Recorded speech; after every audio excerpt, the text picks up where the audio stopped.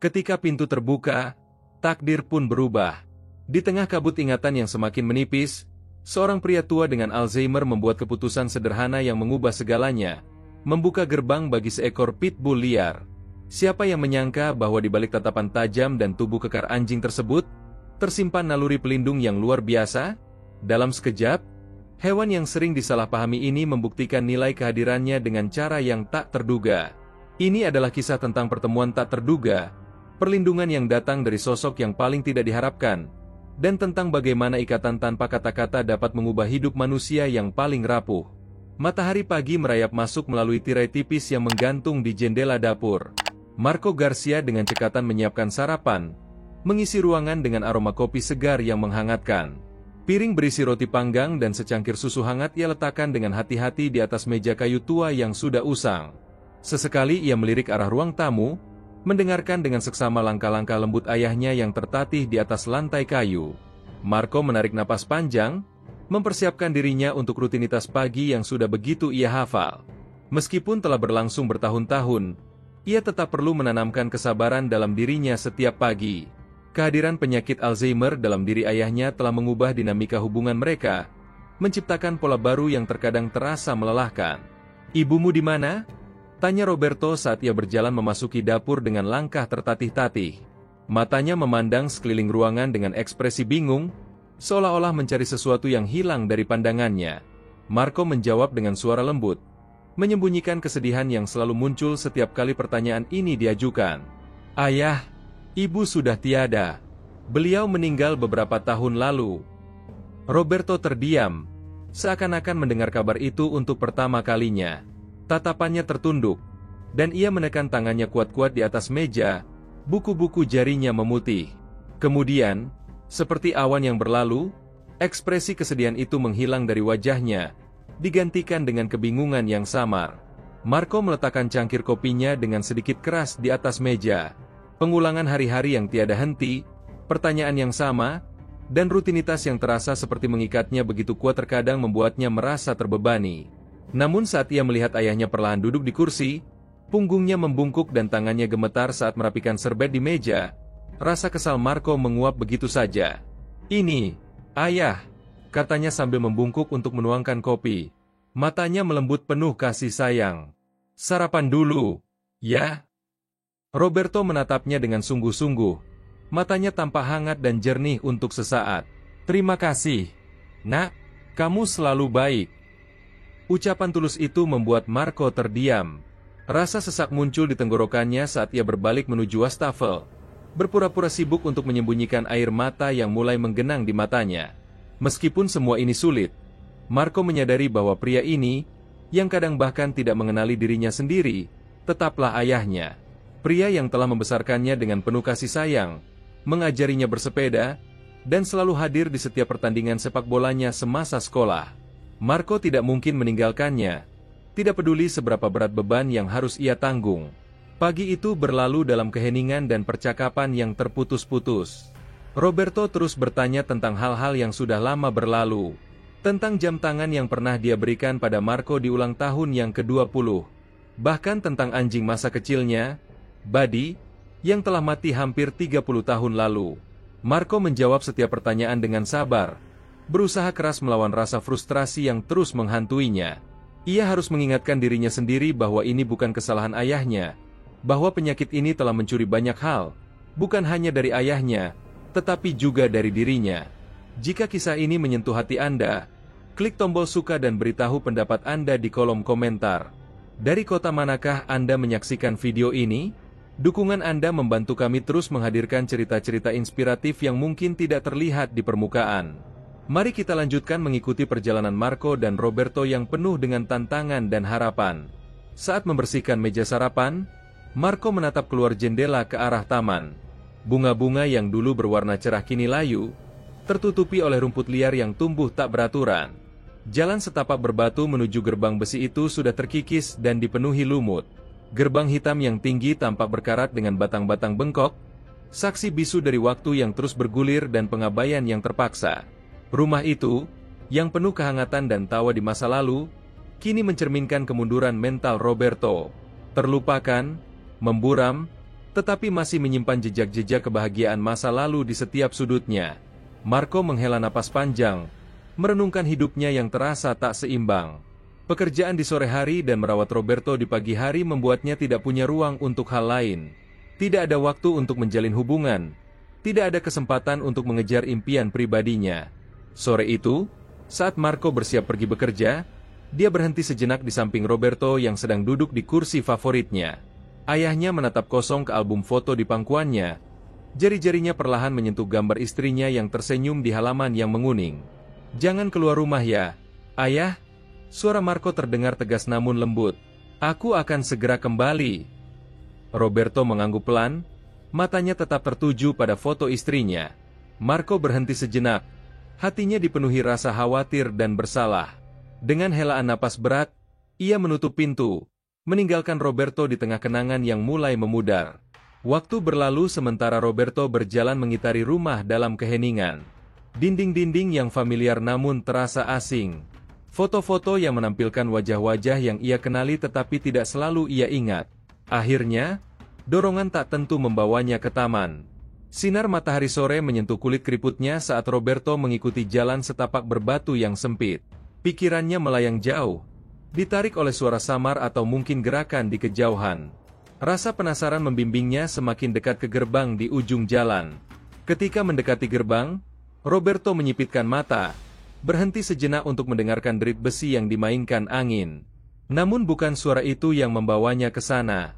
Dari balik gerbang, pandangannya yang biasanya dipenuhi kebingungan tertuju pada sosok diam di seberang.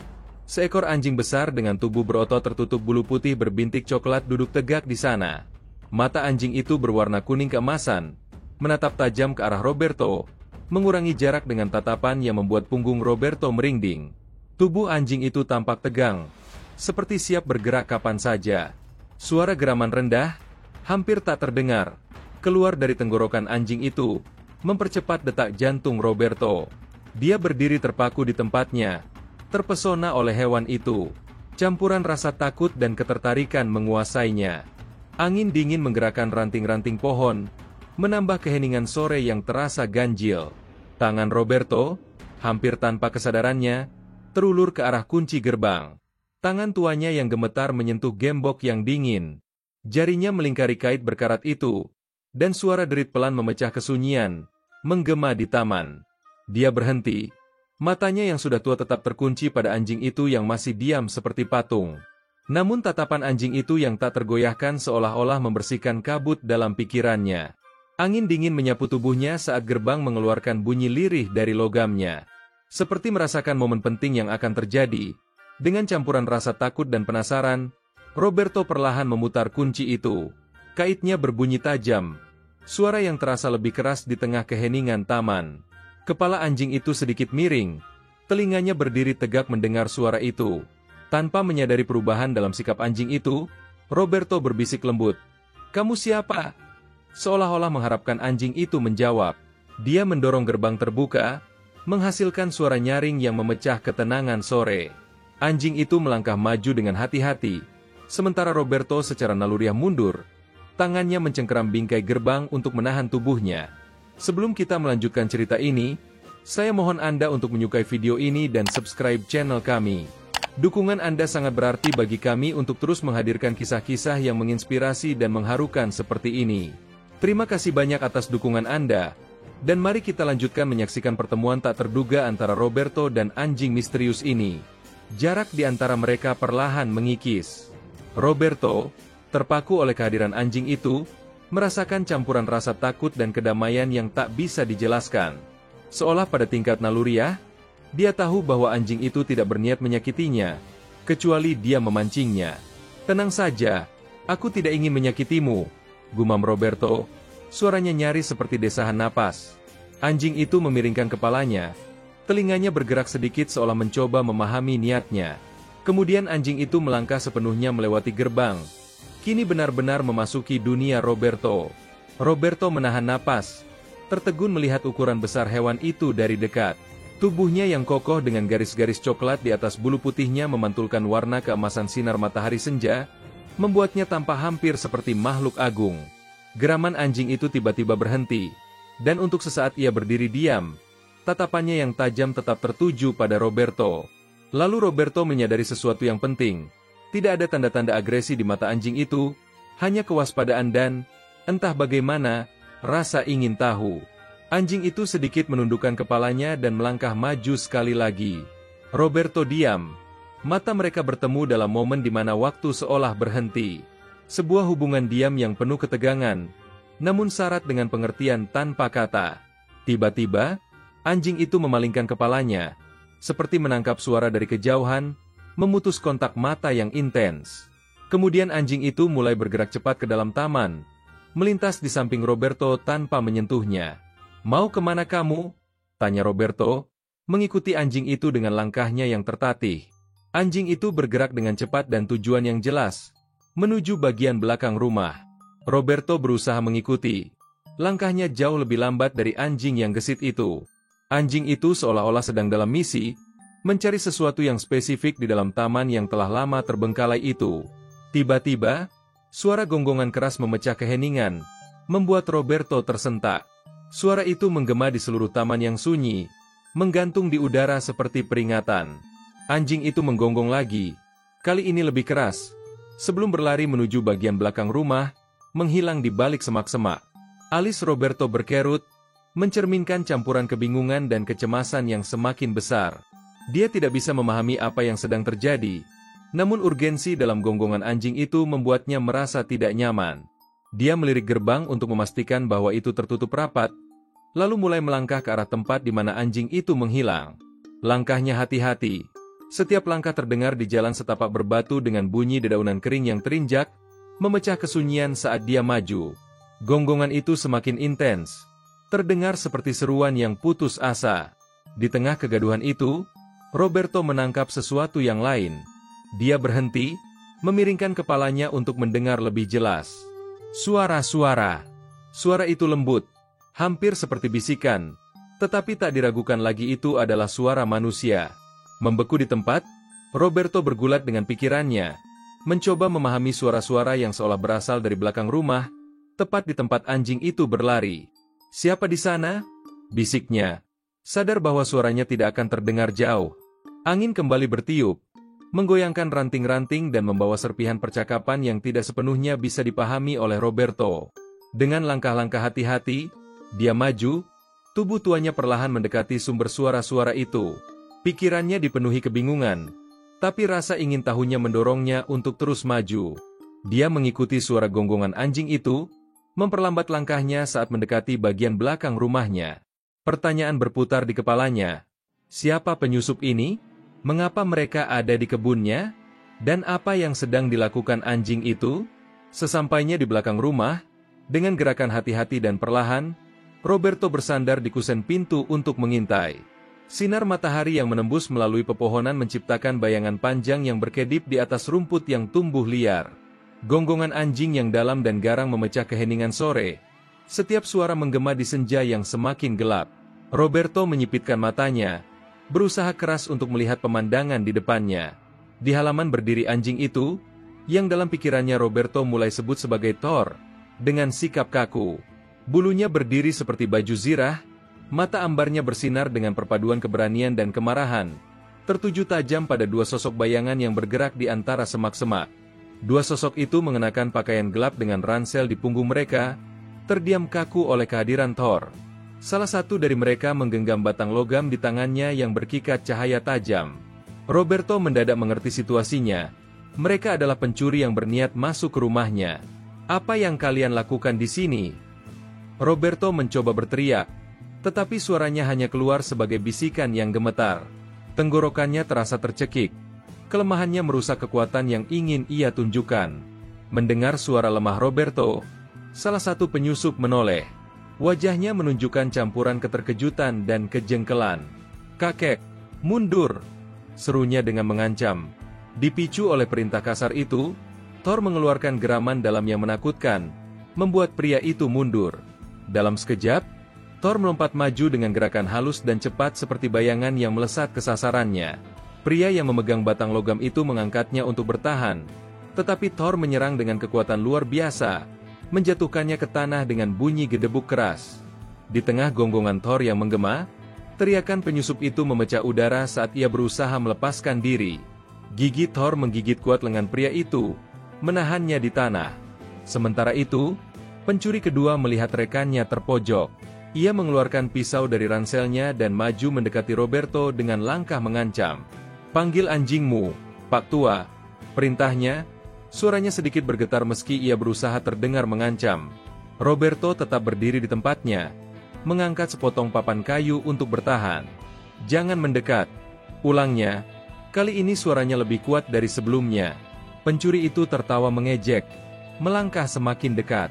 Thor merasakan ancaman terhadap Roberto. Dengan kecepatan luar biasa, anjing itu melepaskan pencuri pertama dan melompat ke arah yang kedua, menerjang dan menjatuhkannya ke tanah. Saat ketegangan itu berlangsung, pintu depan terbuka lebar. Marco masuk dengan wajah pucat karena cemas. Dengan cepat ia memindai situasi. Ayahnya yang berlutut di lantai, dan Thor yang menjaga kedua pria itu tetap di tempatnya. "Ayah!" seru Marco, berlari mendekatinya dengan jantung berdegup kencang. Ia berlutut di samping ayahnya, menopangnya, matanya melebar saat melihat apa yang terjadi. "Thor!" bisik Roberto, matanya masih menyala dengan tekad yang kuat. Tidak ada permusuhan di pandangannya, hanya rasa terima kasih yang mendalam terhadap pelindung barunya. Marco mengeluarkan ponselnya dari saku dan segera menelepon layanan darurat. Setelah memastikan polisi dalam perjalanan, ia kembali memperhatikan ayahnya dan Thor yang tetap menjaga para penyusup. Di rumah sakit, dokter memeriksa Roberto dan menegaskan bahwa meskipun terkejut, kondisi fisiknya baik-baik saja. Sementara itu, Marco memutuskan bahwa Thor, pahlawan tak terduga mereka, telah menemukan rumah baru. Anjing itu tidak hanya menyelamatkan Roberto dari bahaya fisik, tetapi juga membawa kejelasan ke dalam pikirannya yang berkabut, menciptakan ikatan yang memberikan tujuan baru. Sejak hari itu, Thor menjadi bagian tak terpisahkan dari keluarga Garcia. Ia tidur di kaki Roberto setiap malam, mengikutinya kemanapun ia pergi di siang hari, dan memberikan rasa aman yang belum pernah Marco rasakan sejak ayahnya didiagnosis dengan Alzheimer. Melihat Roberto dan Thor berbaring di sofa, berbagi momen ketenangan di sore hari, Marco akhirnya bisa bernapas lega. Mungkin mereka bukan keluarga konvensional, tetapi mereka adalah keluarga yang utuh. Seorang putra yang setia, seorang ayah yang berjuang melawan penyakitnya, dan seekor anjing yang membawa keajaiban ke dalam hidup mereka. Jika kisah ini menyentuh hati Anda, jangan lupa tekan tombol subscribe, beri like, dan aktifkan notifikasi Anda. Bagikan cerita ini kepada orang-orang yang mungkin membutuhkan pengingat tentang keajaiban yang bisa datang dari tempat yang paling tidak terduga. Konten seperti ini akan terus kami bagikan di Cerita dari Balik Mata. Jadi pastikan Anda tetap mengikuti kami. Terima kasih telah menyimak, dan sampai jumpa di video berikutnya di channel Cerita dari Balik Mata. Jangan lupa untuk subscribe agar Anda mendapatkan video-video inspiratif lainnya dari kami.